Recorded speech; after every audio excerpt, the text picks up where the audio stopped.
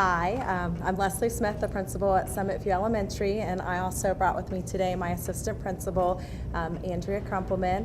Before we start, I just want to thank all of you for your continuous support, not only at our school, but also throughout the school district. I'm going to start today and just touch briefly just about our point of pride for our school. Very pleased that we continue to be a proficient school. We did show some big gains in our program review area. We moved from 92% to 100%. So right now we are celebrating that we are proficient. Last year, things that were successful in our school. This is our 4th year implementing our KCSD, and throughout the years, each year we see a significant decrease in our amount of referrals. Not only our referrals for classroom, but also our referrals for the bus, and that's been an area that we've targeted. And so when we track that data, we've decreased it by over 50%, which has allowed Ms. Crumpleman and I to spend more time being instructional leaders instead of spending time behind closed doors dealing with office referrals. So that's been great. And we truly do have buy-in from not only our parents, from our teachers, from our students, and it's been a successful implementation. Also in the area of math, we improved not only in achievement, but also in our growth scores. And 2 years ago, and then last year we added the additional grade level, we began leveling our students in grades 1 through 5 for math. And not only do we have them leveled, but something that we've worked really hard to protect is for our lower ability taught class, we have a special education teacher in that classroom, a regular education teacher, and at least one instructional assistant. So we have between 15 and 18 students in that room, but also with all of the support. So it is a co-taught classroom, and so we're pleased to see that our assessment scores have increased in that area. And by doing that as well, we're able to offer accelerated classes at all of those grades for those students that are scoring between that 75th and 99th percentile on the MAP assessment. So that's been great. Also last year, we were awarded the Kentucky Center for Mathematics grant, and so we have 2 teachers, one that's in 3rd grade and one that's in 5th grade, and they receive intensive training. It's not about an interventionist, it's about them going to get that training, then bringing the training back to our school, teaching our teachers, modeling within their classroom, and we have really seen just a change of instruction and a true understanding of the Common Core. And then also, we do continue to have the Math Achievement Fund grant, so we can provide that support for students that are in kindergarten through 3rd grade. With our reading, we did see an increase for achievement, and also our students that scored distinguished increase, which we're very proud of. We really made sure last year across the board, kindergarten through 5th grade had a protected response to instruction time, 30 minutes of time that was dedicated to an intervention in reading, and then also other students were participating in either independent studies or working with a teacher, working on targeted groups. So we were happy to see a gain there. And also really just making sure that guided instruction, that all students were receiving instruction on their Lexile level across the board, kindergarten through 5th grade. Something new that we've also started, and I don't really think I can see the benefit from it yet, but we implemented a school sight word policy that we adopted K-5, and we started that last year at the beginning, so hopefully in the next couple years we'll see improvement with those scores. I touched on the program review a little bit, just want to share a few other things. It was great having a checklist that we used for our teachers to really monitor all of the documentation that goes into program review, not only for our administration, but for our teachers as well. And so that definitely was instrumental.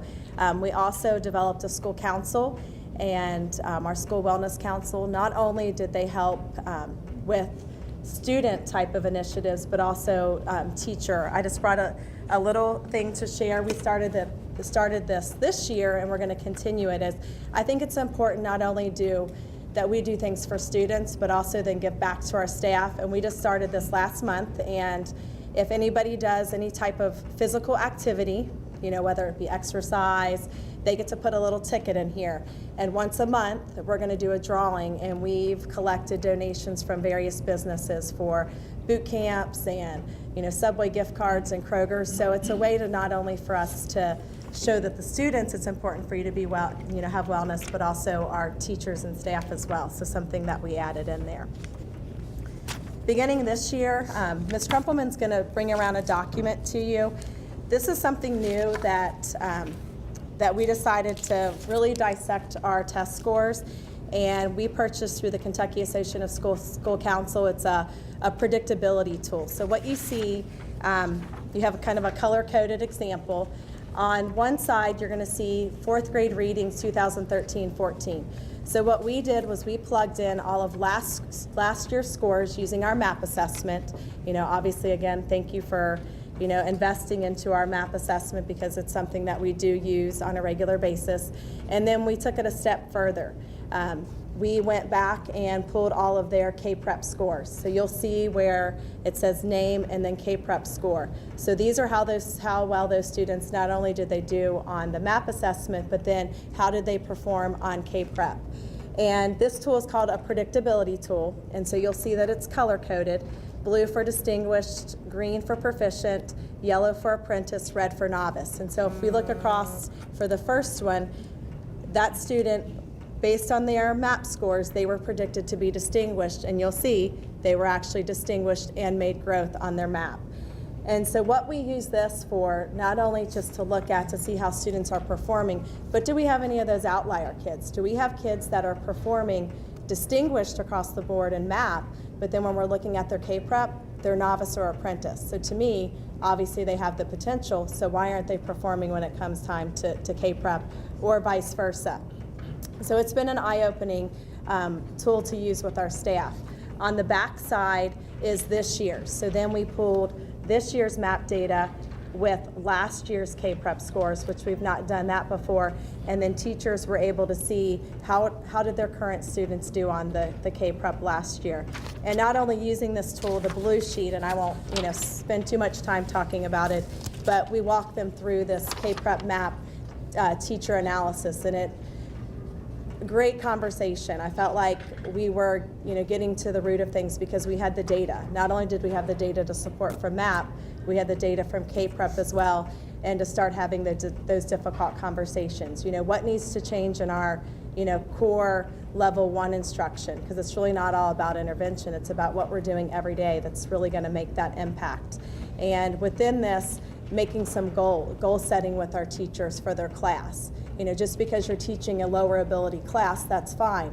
We still want to see growth. We still want those students making growth over time. So this has been something that, in my mind, I'm hoping we're going to see, definitely some impact. And then we'll revisit this form in the winter after our winter MAP scores, just to see what our students are doing. We are also going to do an in-depth for our writing program review. That's going to be the area that we're really going to focus on this year. And then with our RTI, something new that we've added is we have our RTA grant. We're very happy that we were awarded that. Began implementation this year. It's going well, providing interventions for students at kindergarten through second grade, but then also we're collaborating with the middle school. So at the end of the school day, we have a core group of middle school students. After their day ends, they come over and they're providing reading buddy support to our students that are getting interventions. So another, not only are they getting interventions, but then they have a positive connection with, another student or a role model. And then with our special ed staff, we started this last year, and then we're continuing this year, is really being intentional about our special education meetings. We have a special education meeting with our staff once a week. We do reserve some part of that meeting for those management parts, but really the bulk of our meetings is about instruction. What type of instruction are you providing, what's working, and then having the teachers share. We're also adding a special education newsletter that we're starting this year to send home to families, not only informing them about some of that special ed verbiage, but just also instructional strategies. Because when we look at our scores and we talk about data, our gap scores, they're not good right now. So we've got to figure out what's going on in that gap area and what's going on with our students with disabilities to make sure they're growing like the rest of our population. We spent some time doing an in-depth analysis with our staff, not only of all of our academic areas, but we really looked and dug deep in our reading and our writing. Reading, for some reason, we continue to show achievement, but when we look at gap and growth, we're on the decline. So they're getting in one aspect, but then obviously they're not showing that growth. So we spent a lot of time, looking at our vertical teams, having this conversation to see, what else can we do to make sure, our students continue to make growth. And some of those strategies that came out, which will end up being, part of our school improvement plan, is to make sure we're doing a strategy called close reading across the board, in all grade levels, kindergarten through 5th, and then appropriately assessing that. Also, we have a reading counts program. Many of our schools have those computerized programs, but we've kind of let ours go to the wayside. So we're really bringing that program back, kindergarten through 5th grade, to really help with that comprehension piece. So we're providing incentives, as well as in the past, we would say your blanket goal is 15 points for this grade level, but then now making the points based on the student's Lexile level. So it's appropriate for them. So not everybody's goal is the same, it's differentiated, and so you are able to meet that goal.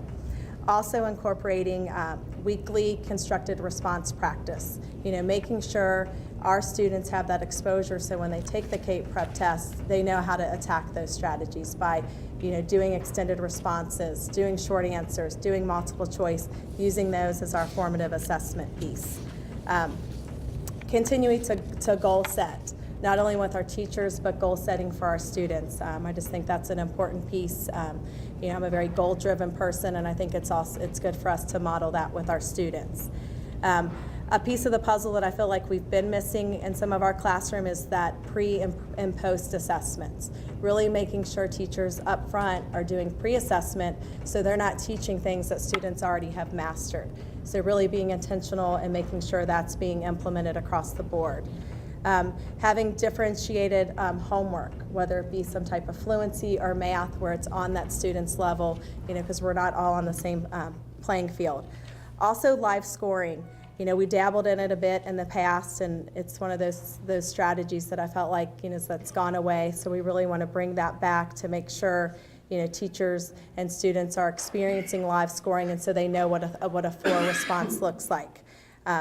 Also, Ms. Crumpleman and I, each year, we try to pick some type of a book or resource that we can explore and research and then share that with the staff. And so the book study we're going to do this year is Rigor is Not a Four-Letter Word. You're really making sure that our instruction that's happening in the classroom is rigorous. And so instead of putting that on to my teachers, because I know their plates are full, that's something we'll do together. We'll share, and then we take those strategies and we disseminate that information either through weekly memos, through our PLC meetings, or also just through faculty meetings where we pull out what's important for them.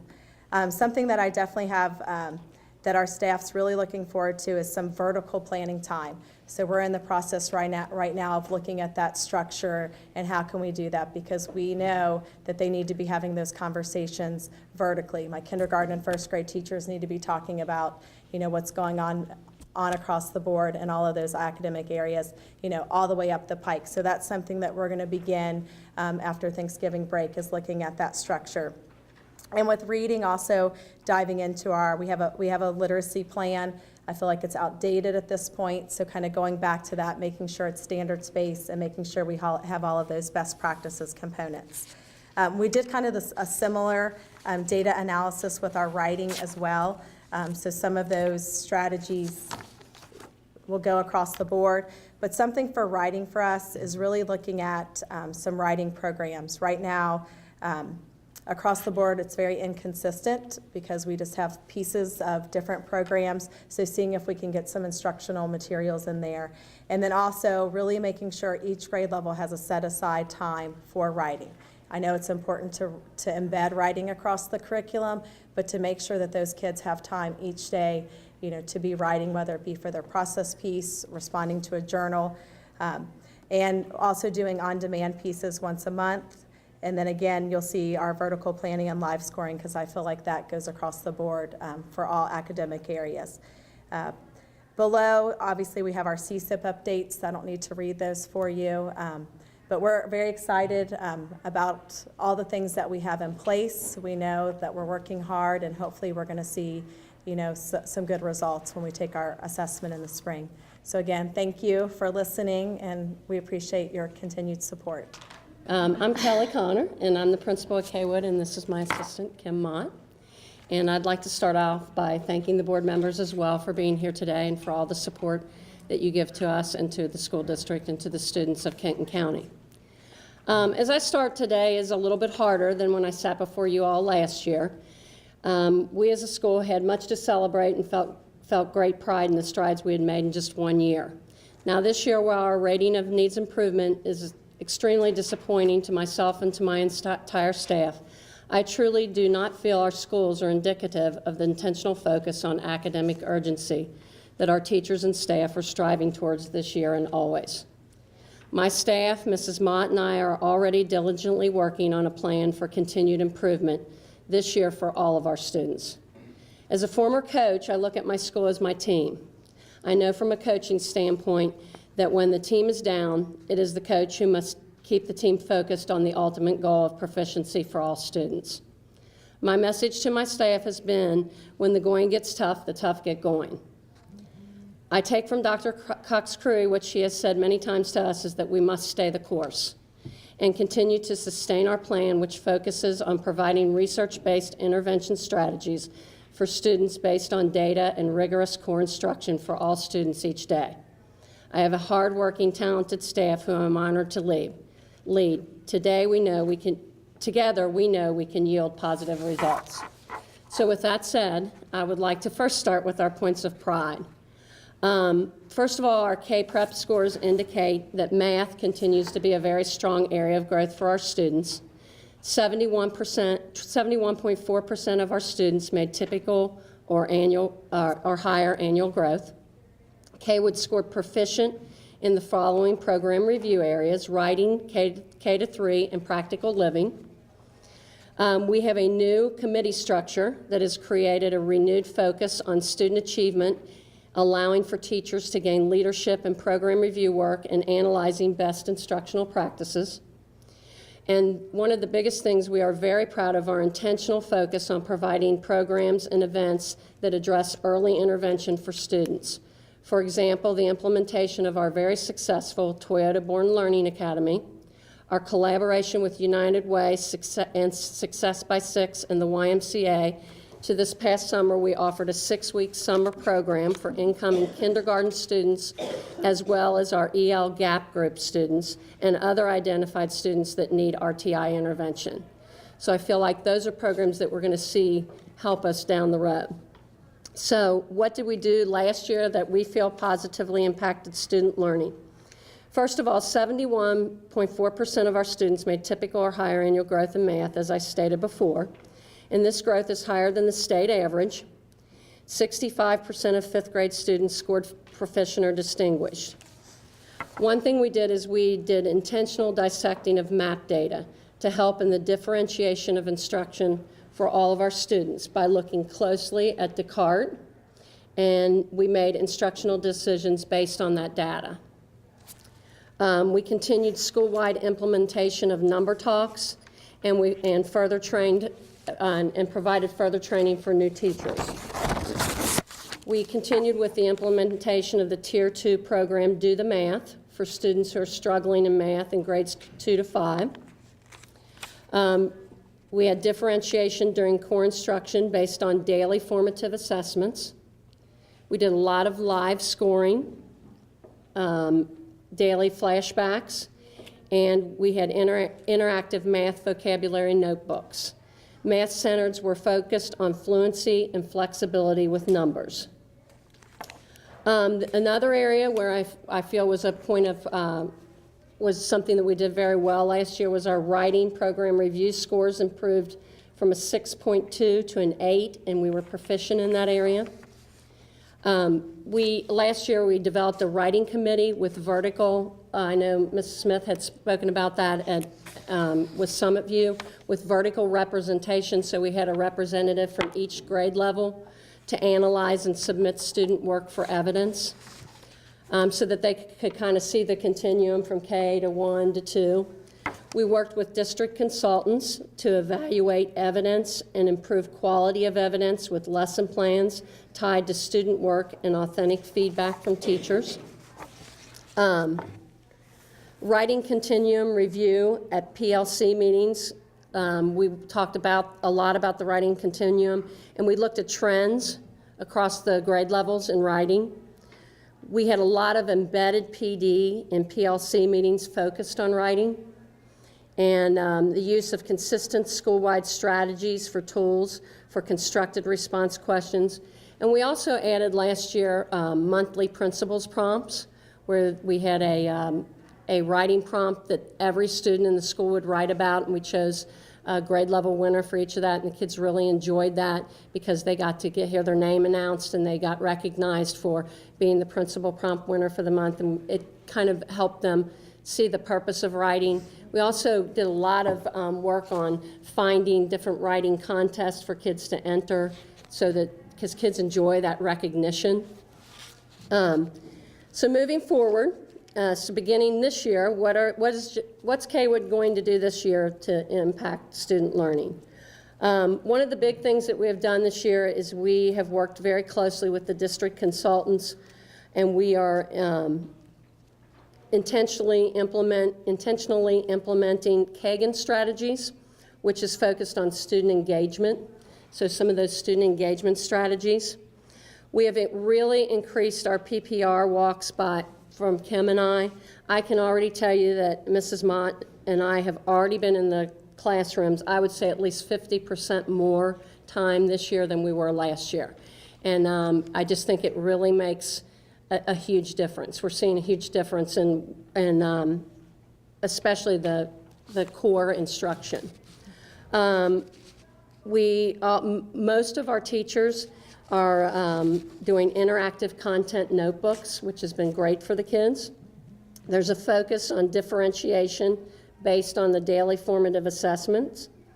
Another big thing that we have done this year is we just started the implementation of the Shirley English program, which some of our other schools were doing, and they had we looked at some of the schools that had great writing scores, and we've implemented that in grades 3 through 5 to focus really on language and writing skills. Another thing that we have done is really looked at our committee structure. We actually just like last night at council passed a new council policy, a committee policy, and that structure has really put a focus on program review, evidence collection, and documentation. And then those committees meet monthly, and they report back to the council with committee minutes so that we can kind of monitor what each of those committees is doing.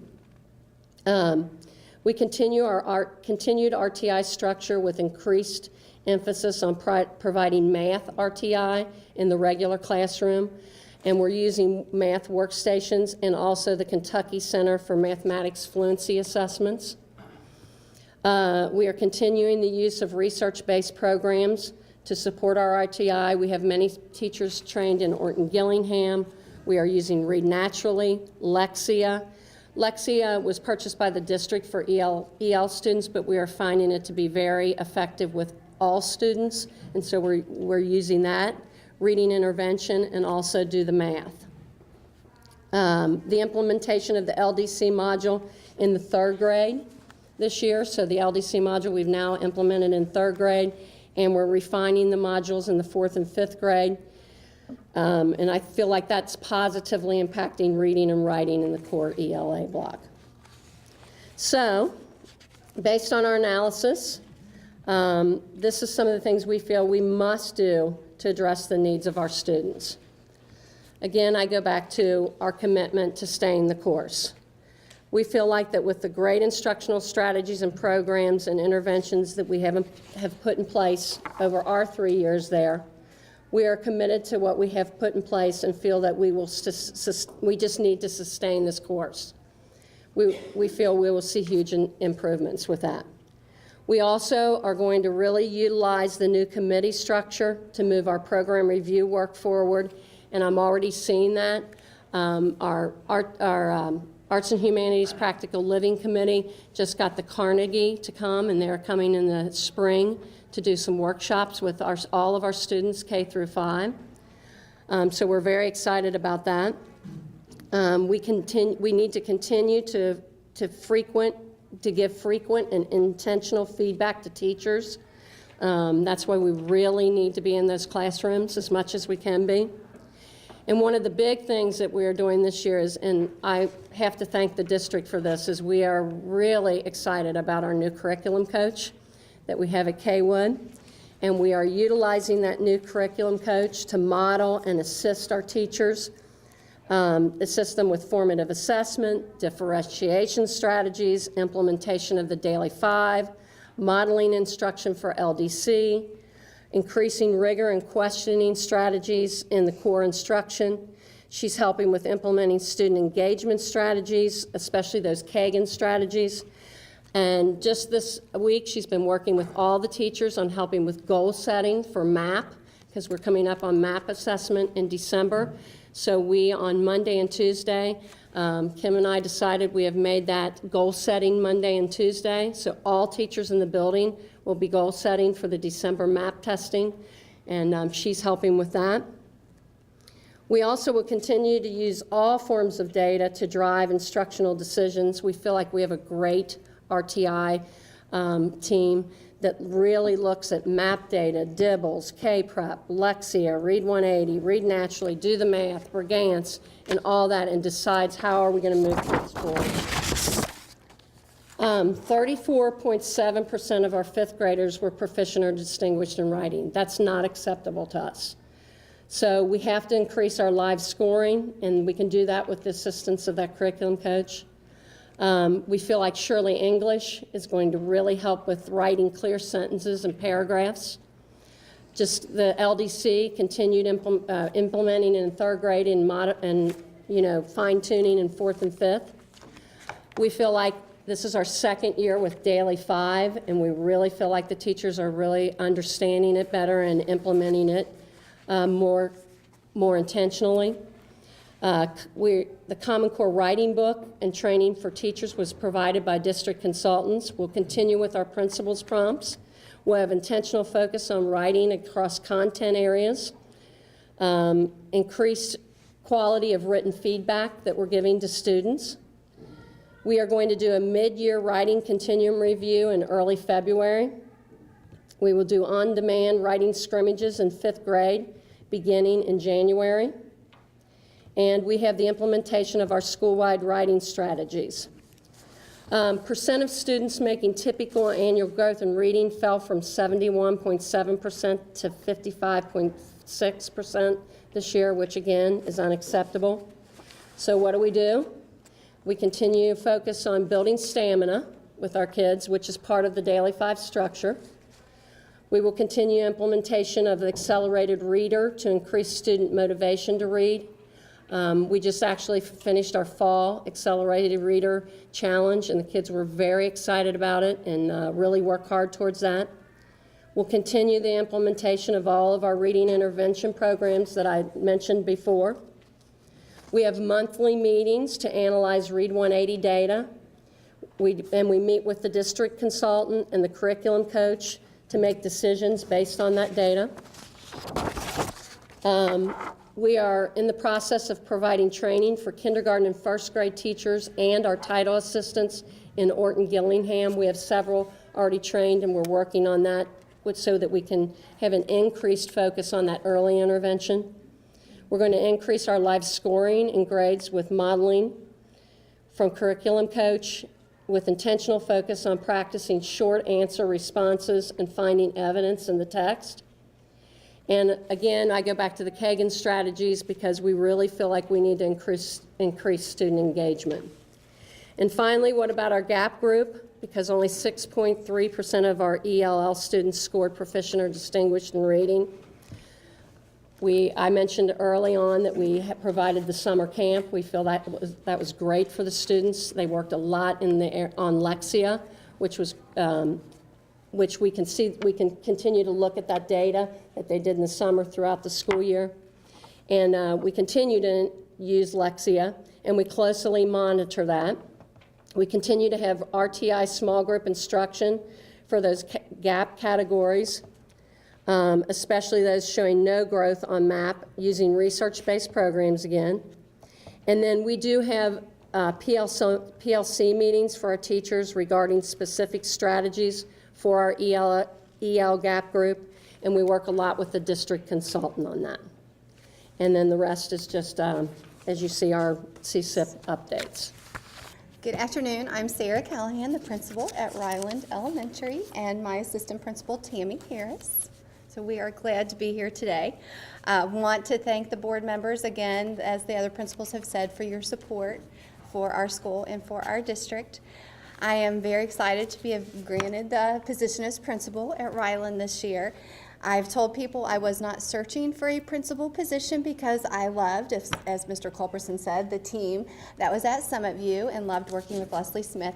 I have to say she made it look very easy, and it's not. So, but I am so glad to be back with Tammy Harris. I don't know if you knew that we worked together at Pioneer for 9 years. And so we are back together, and we have just picked up where we left off all those years ago at Pioneer. And Tammy tells people we started our career together, and it looks like we're going to end it together. So, yes. Tammy's right there at the top. She's an amazing administrator. She could be doing this job. So Ryland has a lot to be proud of. We are a distinguished school, also progressing, and a school of distinction. So it doesn't get much better than that. And we are currently at the 97th percentile, and we're ranked 58th out of 720 elementary schools in the state.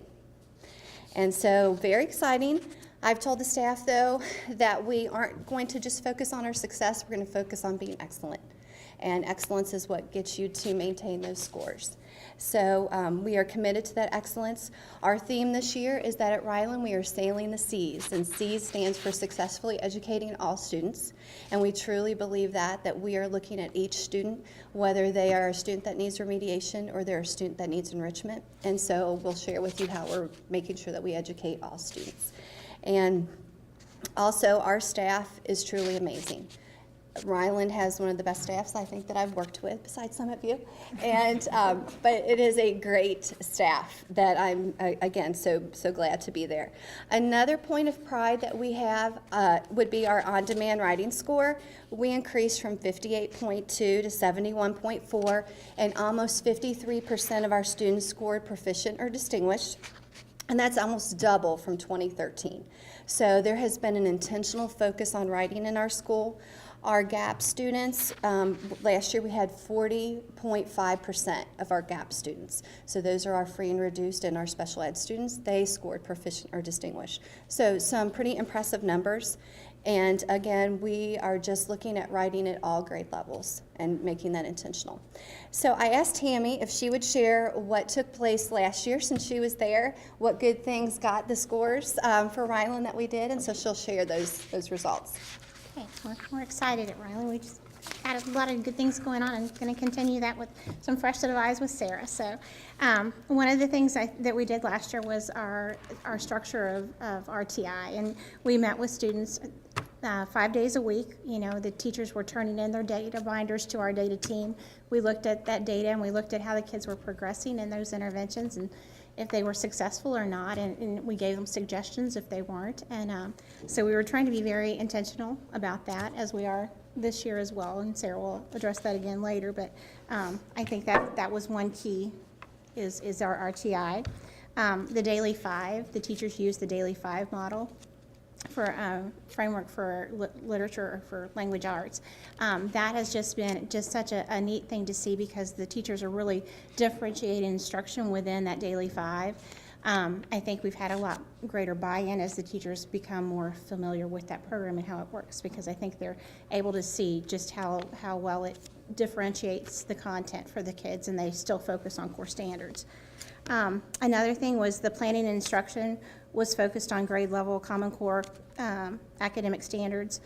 You know, and also we use those. You know, we're very dependent on our district timelines and our curriculum guides from the district, and the teachers are always going back to those and helping to guide our instruction. So I think those are so important because they truly keep us on track.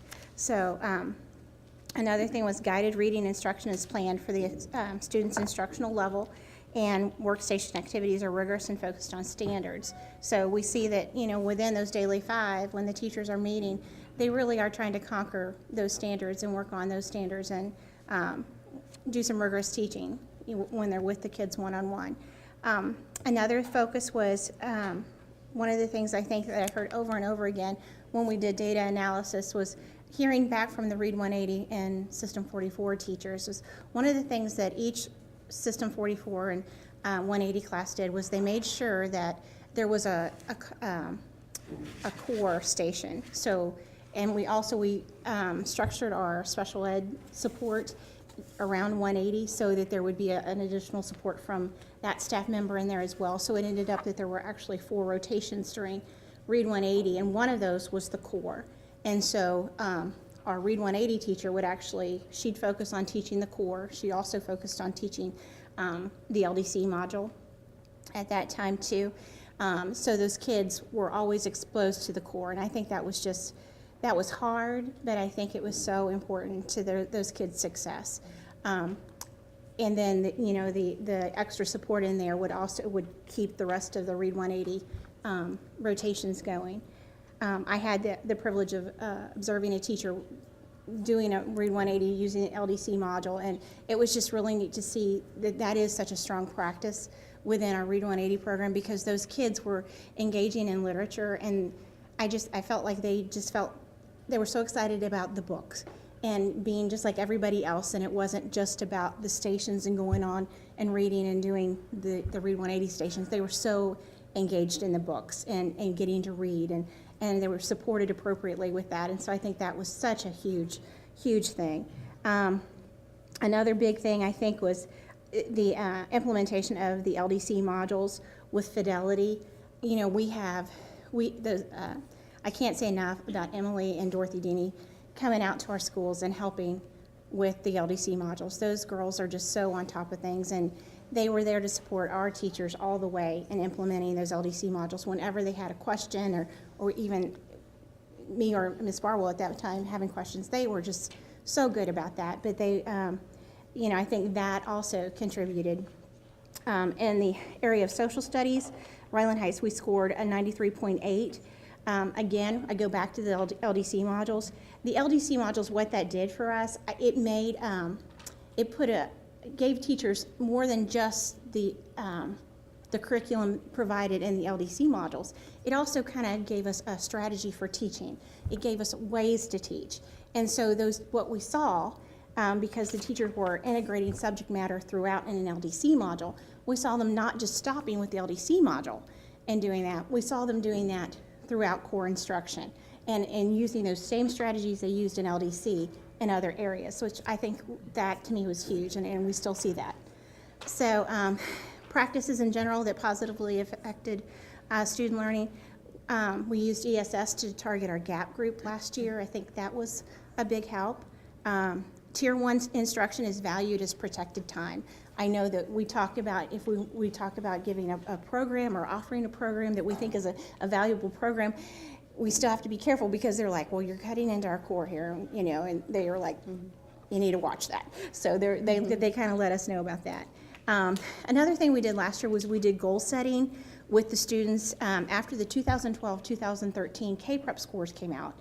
The teachers from the prior year, they met with those students that they had that year before, and they actually gave those scores, presented those scores to the students. So if a teacher that taught 4th grade, that student that was now in 5th grade, they came back to that 4th grade teacher, and that teacher went over their K-Prep scores with them.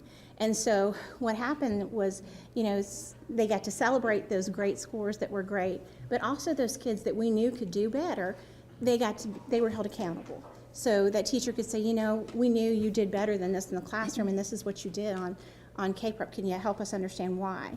After they did that, those teachers kind of helped those kids make goals for K-Prep for the coming year. So I think that was an effective thing, and we've replicated that again this year. Again, our LDC modules, cannot say enough great things about those. Let's see, our program reviews. Our teachers were required to submit electronic evidence, and I think the big thing about that was the rationales.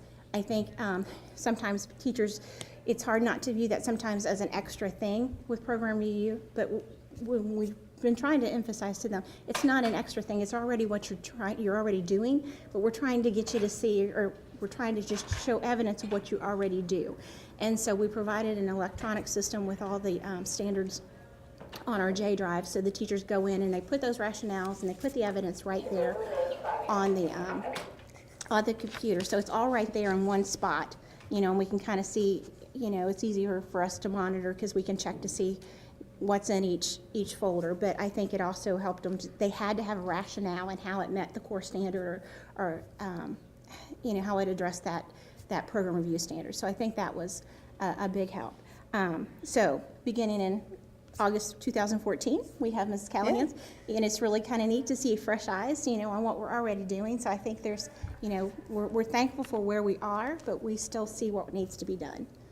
So many good things that Tammy shared, and so we're building upon those, keeping what we had in place, and then just building, like I said, on top of what was already taking place. Again, the intentional process for RTI.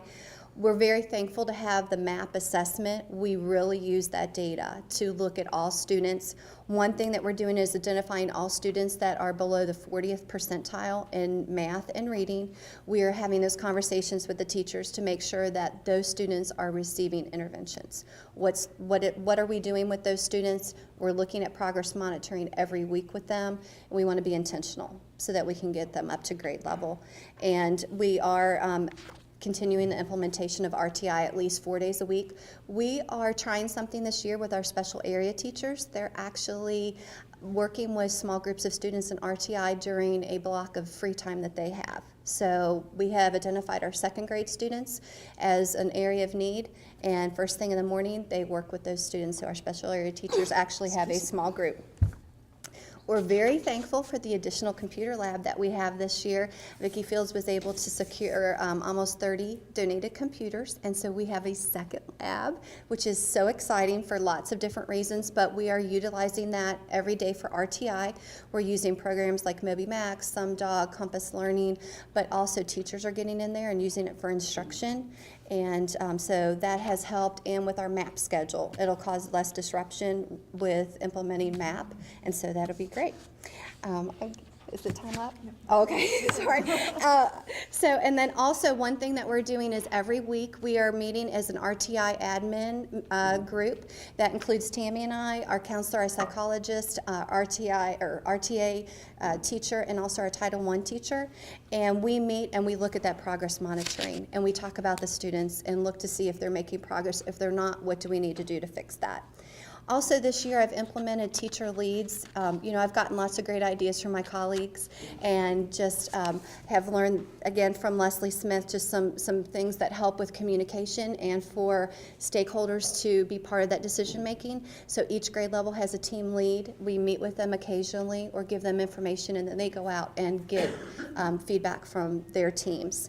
And also Ruth Curtis, she is our Project Ascent gifted teacher at our school, and she has a block of time during the day that she can work with other students, and we're having her work with the students in first, second, and third grade for those students that have been identified 90th percentile or higher on MAP in reading.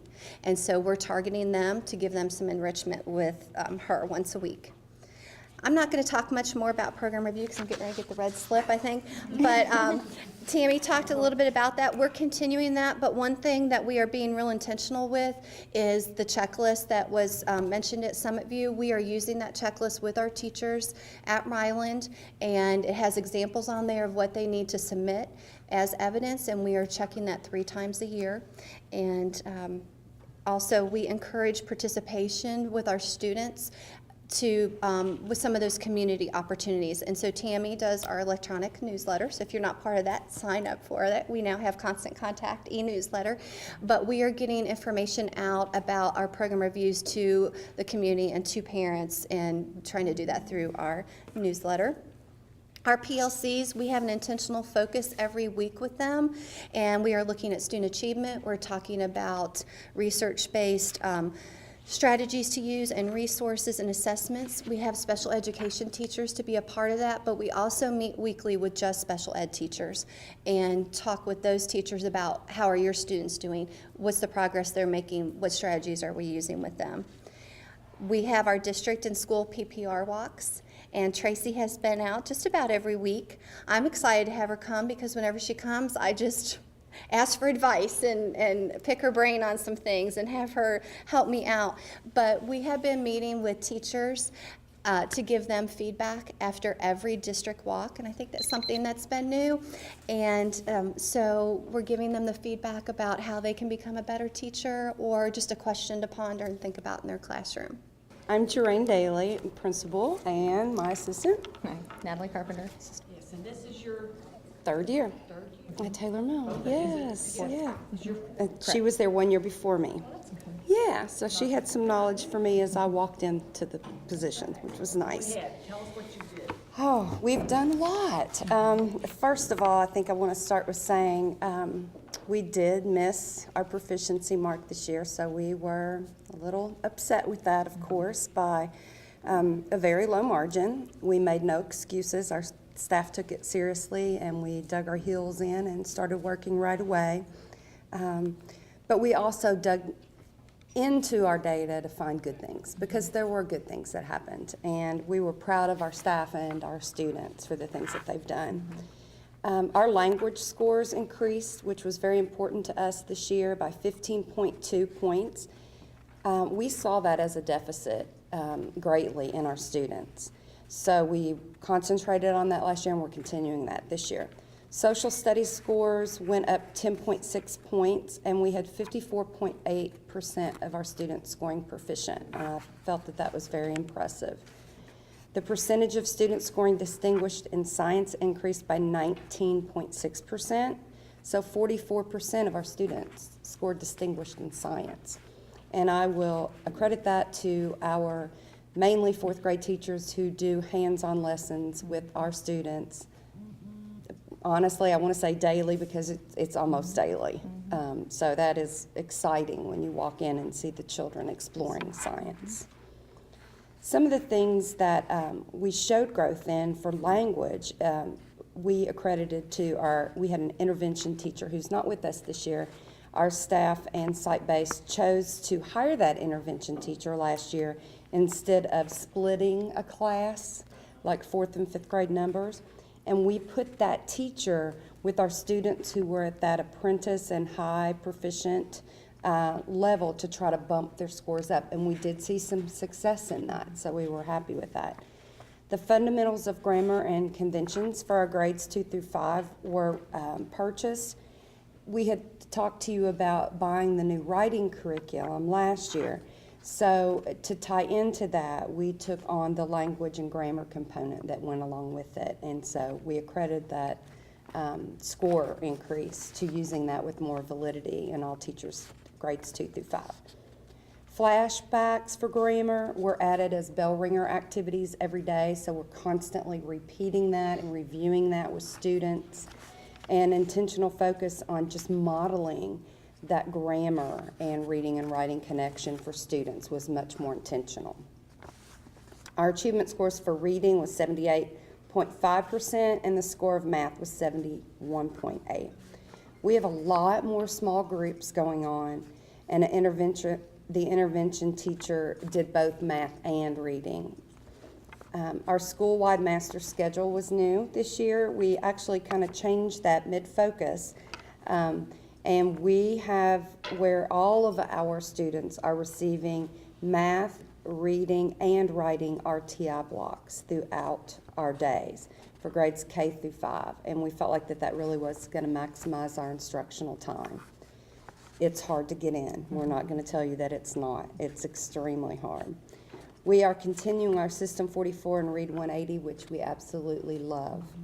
Reading to achieve and also, just to help those children who need the interventions in reading, and we are seeing that there are many more children in our school who need that.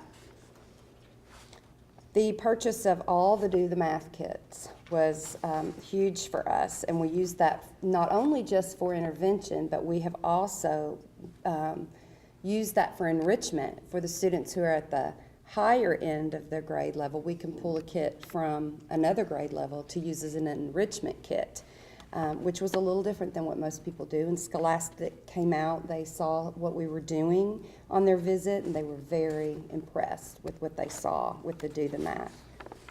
Number talks, again, as Sarah explained to you earlier what that was, we have implemented that into our primary grades. A lot of our intermediate grades were using that, but not so much our primary, so we felt like that focus of foundation was missing. So we have really dug into that last year and this year.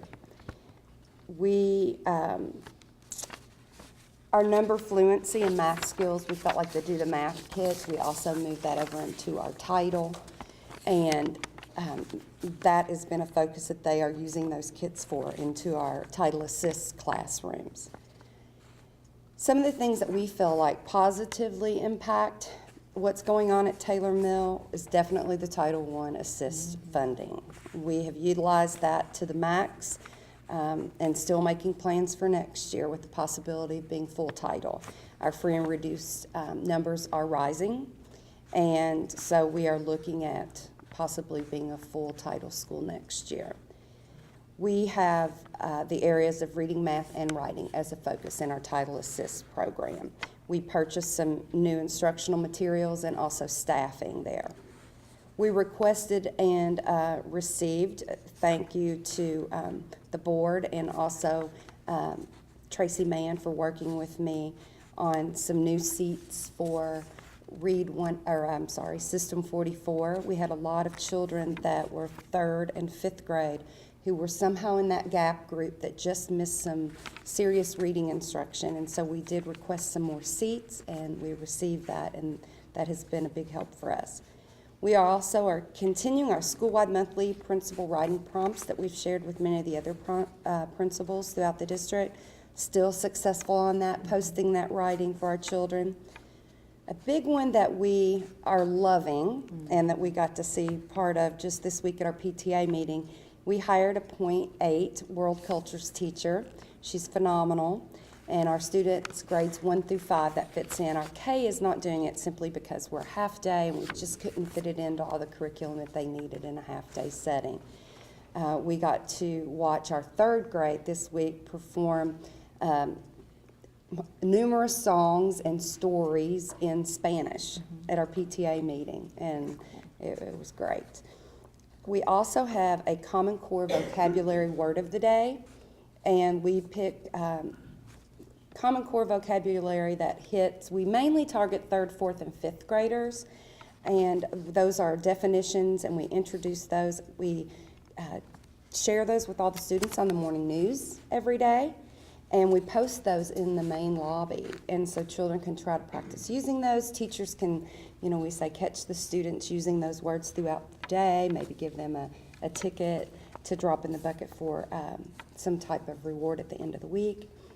We also use our Daily 5 components in all 1st and 2nd grade classrooms. We did a book study last year with Ms. Bev Collins, and it is paying off in our primary 1st and 2nd. The LDC modules are being taught at the intermediate levels. The curriculum coaches from district office are coming in and helping and supporting our teachers, and we're happy with what we see, and the children love those modules. They're wonderful. We started something with our students this year that's a challenge entitled the Amazing Tiger Task, and that is for our students to complete 4 times a year. And what we're doing is we're incorporating creative thinking, problem solving, teamwork, and on-demand writing.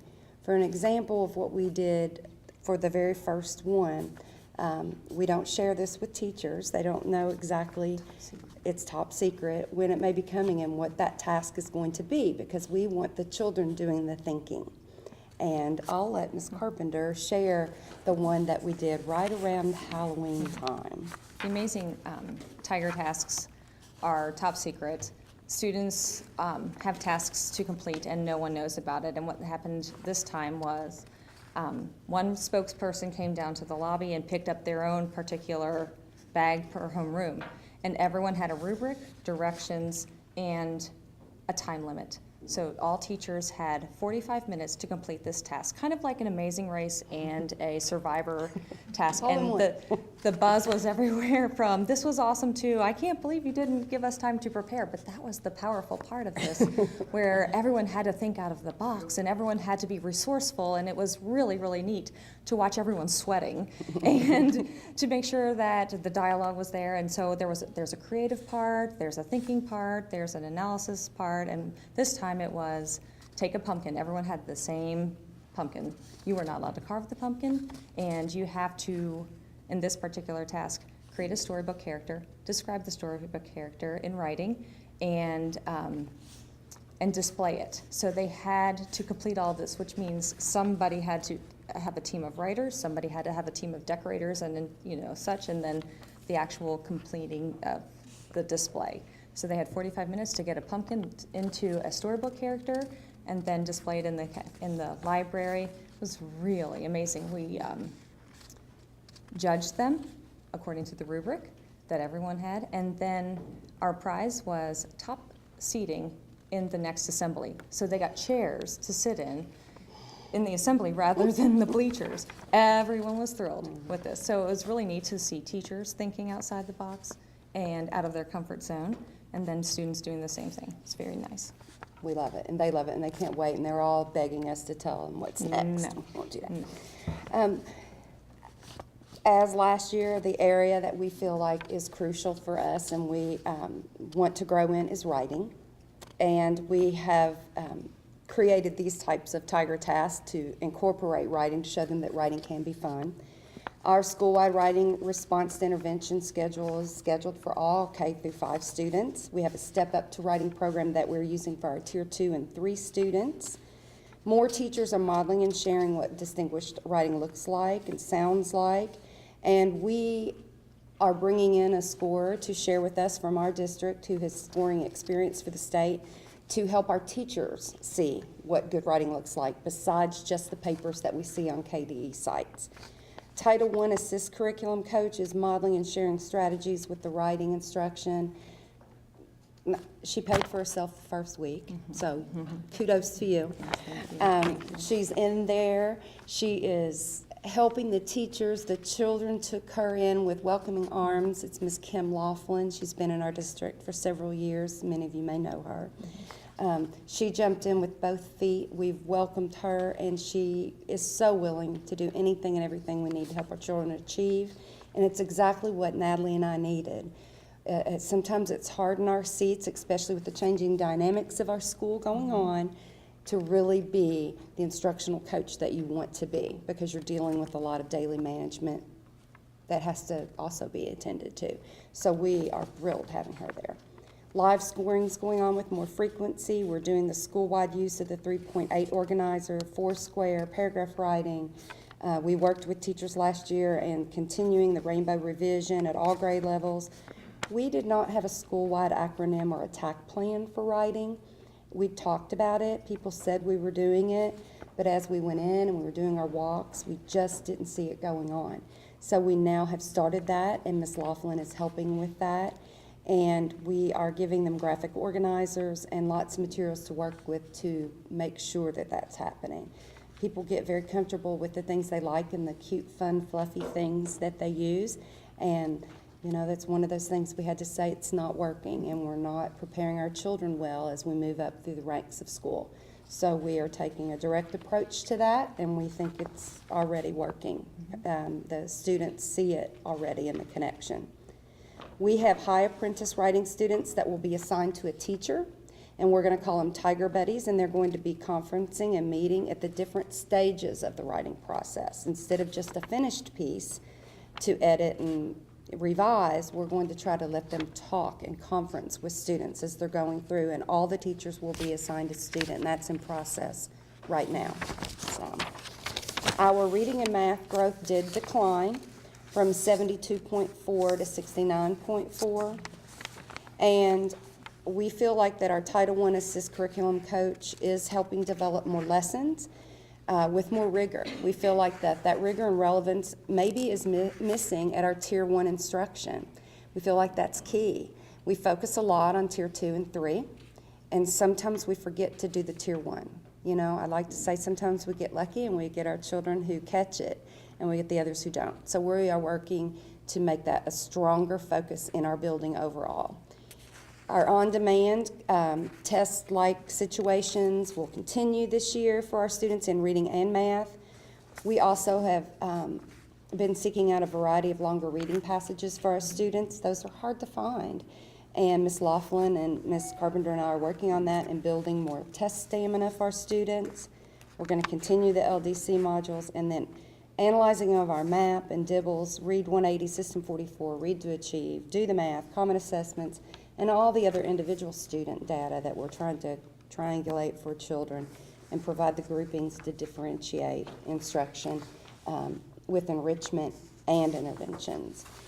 So I have to stop now. Thank you all for everything that you have done. Thank you for MAP. Thank you for getting us Ms. Laughlin. Also, our district curriculum coaches. Hi, I'm Tina Wortman, principal at Wright Elementary, and my Dan amazing Shacker, assistant, assistant principal. my right arm. He's amazing. So first of all, just some things to share with you guys is the great thing happening at Wright Elementary is the great teamwork. We have become one where we celebrate, not these are my kids or your kids, but they are our kids. And with us realizing that, that has just helped us to be more successful and move forward. One of our big celebrations this year is making that 88th percentile. So we moved up 46 percentiles in our scores from last year. So big celebration. Also, that leads us into the category of being a proficient and progressing school. So we're super excited about that. We were less than a point away from being distinguished, and we're going to be that next year. Our growth score was 70.5. That was a big jump for us from last year. And our fourth graders in the area of language, 72.4% of them being proficient and distinguished. So we look to continue to increase those things, but those were some celebrations that we celebrated this year with our data. When I think about what we did last year to help us to reach those scores, a big thing is intentional planning with our teachers. And so we've had our Common Core standards for a few years, and really each year I find that we're not using those same plans because they're always looking to get better. They're always researching, looking for more rigor, more relevance, more engaging lessons for the students to be more successful, to improve their student achievement, and activities that are going to pique their interests. Last year we did have team planning days for grade levels, and that just gave them that opportunity to really work together as that team to find out, working on curriculum standards, what can they do to really meet the needs of all their students? What can we do for pushing them forward? What can we do for those kids that are struggling? This intervention isn't working, just letting them get their heads together and focus on student achievement. And literacy, for all grade levels last year, we implemented the daily 5 structure. And what that is for our primary grades, they rotated around 5 different stations, sometimes 6 per day in their literacy block. And for our intermediate students, it could be anywhere from 2 to 3, where they would read to themselves at one station or use technology. Listening to a story, read to someone, they're doing some type of working with words, they're definitely writing, and they're writing across all content, and working with teachers. And when they're in that teacher group, they're really focused on what strategies that they need to do to improve, so it's specific to their abilities. Our grades last year, 3 through 5, flexible ability grouped for each strand of math. What I mean when I say that is we started with that MAP score, looked at their MAP scores and which area of the timeline we were covering, which strand of math, and we divided those students by their abilities. And then even in those ability groups, we still differentiated to meet their needs. And then as we're ready to change strands of math, we're giving pre-assessments, post-assessments, and moving those kids fluently and flexibly so that they're in the needed groups, so that they were getting their needs met and challenged. We had a lot of formative assessment training for our teachers last year. They've always been really good about giving a formative assessment or holding up a slate to see what students know, but the piece we were missing was taking that information and recording that data and then using that data. So we did a lot of training on all the different types of formative assessments that they could use and implement in the classrooms, but then tracking that data. It's important to not just say you know it in your head, but to be able to use that data and see it. We had a lot of school-wide monthly accelerated reader challenges. Each month we try to focus on some way just to motivate students to read. At the beginning of this year, for example, I challenged them if they read, last year I challenged them if they read 1,000 or received 1,000 accelerated reader points in the month of September that I would read for a day on the roof. So this year I thought, we're gonna like double that task. I'm gonna tell them if they get 2,000 accelerated reader points. So I did spend a day up on the roof this year. And they'll do anything just to, send you to the roof or put you in jail for a day or, and definitely last year we were awarded the Kenton County Elementary iPad layup grant, and those iPads get used every day. So thank you guys so much for that. Our teachers are, like, they fight over them. They want them because they're so useful in literacy and numeracy. So, and the LDC modules, we definitely implemented those in 4th and 5th grades to make those literary connections across all content. Our GAP score increased 11.4 points from last year, and that's really the only place where we didn't meet our CSIP goal was our GAP students. But some of the things, but we made a huge 11.4, like I said, increase. And a big thing that I really think helped us with that is our RTI. And the way that we focus that is we start once again with that map data, and we look at all of those students that are in the 50th percentile below, and then we find out in the areas of literacy and numeracy, what is it that we need to do for those students? What interventions are they in? And then we're tracking those students' data anywhere from 2 data points a week to 1 data point a week, depending on where they are. And that's definitely has helped our teachers too, because now we're putting those teachers together and they're meeting and showing their data, and we're discussing all these students together and discussing what is a different intervention that we could use for the student to help them meet their needs, which and that has been very powerful for us. We continued with some programs that we have and implementing them with Fidelity. We also have Do the Math, Read to Achieve for our primary students. We have Read 180 System 44 for our grades 3 through 5. Last year we had Read Live.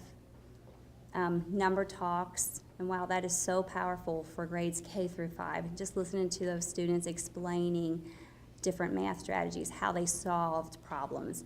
And it's now we're getting to the point where we're writing all of that down in math centers too, because if you can write it, just that rigor increase is incredible. Orton Gillingham, Compass Learning and Lexia. Another thing that we implemented last year was Forward with Fluency. We worked with Chris Jarbo, who's from the Kentucky Center of Mathematics, with the Kentucky Numeracy Project, to train all of our primary teachers on these fluency assessments in math. And the most powerful thing about those fluency assessments, it became RTI goals for our students. So we could assess these students, find out what skills or gaps they were missing, and then really hone in on those skills to improve.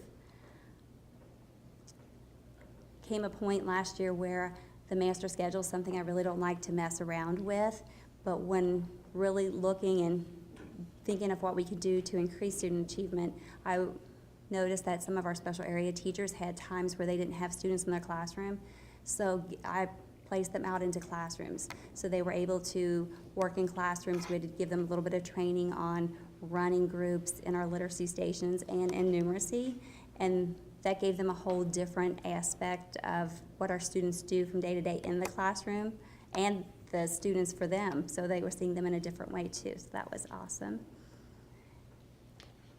This year, some of the things that we've implemented so that we can hit that distinguished mark this upcoming year is we created literacy and math models, which those are just the models, expectations that we expect to happen in each classroom during those times. For example, our literacy model, and math model. Both are 90 minutes. And within that 90 minutes, we were very specific, and teachers helped create these models so that we could increase achievement. So each day that we're going to see students deconstructing learning targets, we're going to see some whole group instruction, 15 or so minutes, teacher-led small groups. We're going to see strategy groups, RTI groups, small group workstations, daily read-alouds, and vocabulary instruction, all of that happening in that 90-minute time segment. And this year, we're also adding the LDC module for 3rd grade, which also allow them to make content curriculum throughout the different curriculum. And we also were awarded the Read to Achieve grant, and we have the most amazing Read to Achieve teacher ever. She is so spectacular. And we're really hoping that'll help us increase reading achievement gap and growth scores. And last year, we flexibility grouped in the area for grades 3 through 5 in math, and this year we've moved that to 1st through 5th grade. So students in all grades are flexibly ability grouped for math in all strands. Last week, we had the opportunity, once again, to partner with Kentucky Center of Mathematics and get our teachers trained in a program called ERDI, and what that stands for is Enacting Effective Response to Intervention. And it's so awesome because as teachers are going through this program, what it does is it says, okay, when you're teaching this math standard, this is a way to teach students. And then if they don't get it this way, here's another mini lesson that you could do, another strategy to use with students. So that's been phenomenal.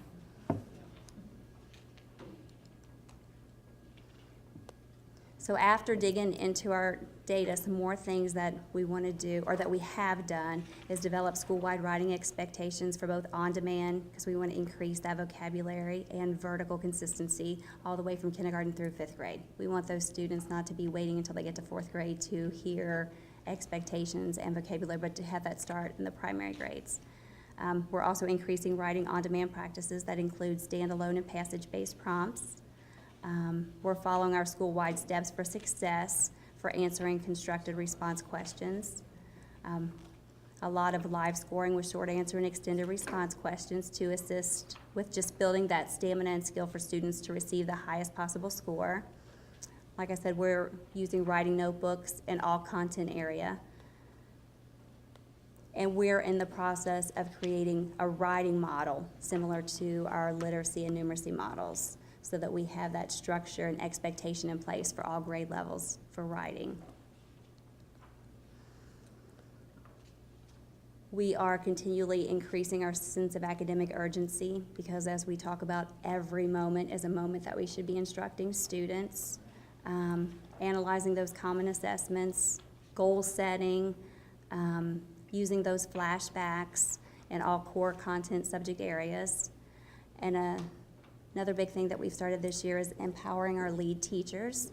So we selected teachers from each grade level, and we are making them superstars. They really are superstar teachers. So what we're doing is meeting with them, training them, and then we're letting them go back and run their PLCs in their grade level. Of course, we go with them to back them up and have any questions, but it has been so powerful, just their sense of urgency in making this happen. We definitely are going to continue with data-driven weekly special education meetings to share individual student progress, because we found that was a big help last year. Just bring your data for all special education students that have math goals, so then we can look and see, wow, what's working, what's not working, what do we need to change. And then as far as our CSIP goals, like I said, we met all of them except for that gap group. And our goal was to increase from 7.6% to 32.2% measured by our delivery targets, and we did go up to 27.2%. So I felt like we had a huge increase. We didn't quite get where we needed to get there, but we're going to continue to work to make sure that that happens.